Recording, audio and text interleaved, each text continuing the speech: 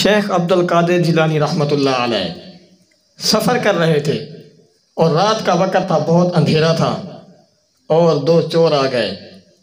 جب چوروں نے دیکھا نا یہ منظر کہ اندھیری رات کو کوئی سفر کر رہا ہے، وہ تو یہ دیکھ کے حیران ہو گئے کہ یہ کون شخص ہے، اور چوروں نے یہ سوچا کہ یہ بھی سب سے بڑا چور ہوگا جو آدھی رات کو، رات کا سناٹا ہے، سفر کر رہا ہے۔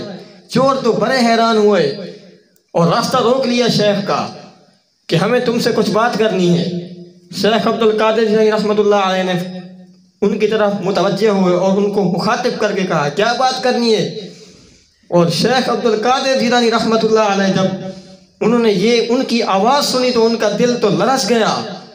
کوئی عام آواز نہیں تھی، شیخ عبد القادر جیلانی رحمۃ اللہ علیہ کی آواز تھی، وہ تو پیران پیر تھے نا۔ تو پھر انہوں نے کہا کہ ہم کوئی خزانہ لوٹنا چاہتے ہیں اور ہم چوری کرنا چاہتے ہیں، تو کوئی ایسی جگہ بتائیں جو ہم چوری کر کے کامیاب ہو جائیں، فلاح پالیں۔ یہ سننا تھا کہ شیخ عبد القادر جیلانی رحمۃ اللہ علیہ نے کہا ہاں ایسا مالک بھی ہے جس کی تم چوری کرو تو وہ خوش ہوگا۔ وہ چور سن کے بڑے حیران ہوئے کہ یہ شیخ عبد القادر جیلانی رحمۃ اللہ علیہ کیا کہہ رہے ہیں، ان کو تو نہیں پتا نا، وہ تو کہتے ہیں کہ ہمیں چوری کی جگہ لے جائیں گے، ہم چوری کریں گے اور مال لوٹ کے آ جائیں گے۔ تو ساتھ ساتھ چل پڑے راستے میں۔ تو شیخ عبد القادر جیلانی رحمۃ اللہ علیہ نے جب مسجد لے کے گئے تو وہ ایک دوسرے کو کہنے لگے کہ شیخ ہمیں مسجد لے کے آ گئے ہیں، یہ تو چوری کرنے کی جگہ ہی نہیں ہے۔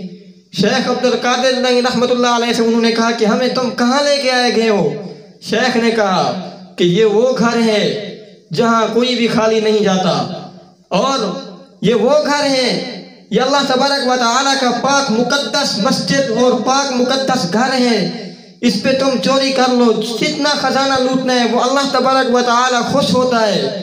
تو جب انہوں نے یہ سنا تو شیخ عبد القادر جیلانی رحمۃ اللہ علیہ نے کہا تم وضو کر لو، اور اگر ناپاک ہو تو غسل کر لو، یا پھر آپ وضو کر لیں۔ تو شیخ عبد القادر جیلانی رحمۃ اللہ علیہ نے ان کو وضو کروایا نماز کا، اور تو سجدے میں گر پڑے شیخ عبد القادر جیلانی رحمۃ اللہ علیہ۔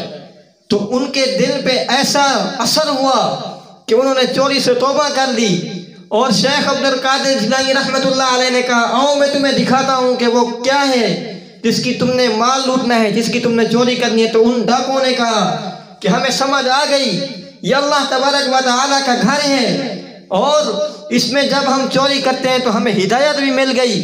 اور شیخ عبد القادر جیلانی رحمۃ اللہ علیہ کے ہاتھوں دو چور ایسے مسلمان ہو گئے جو سب سے بڑے چور تھے، اور جب شیخ عبد القادر جیلانی رحمۃ اللہ علیہ کے ہاتھوں وہ مسلمان ہو گئے تو شیخ عبد القادر جیلانی رحمۃ اللہ علیہ سجدے میں گر گئے، اللہ تبارک و تعالیٰ کا شکر ادا کیا کہ میرے ہاتھوں دو چور کو مسلمان کر دیا۔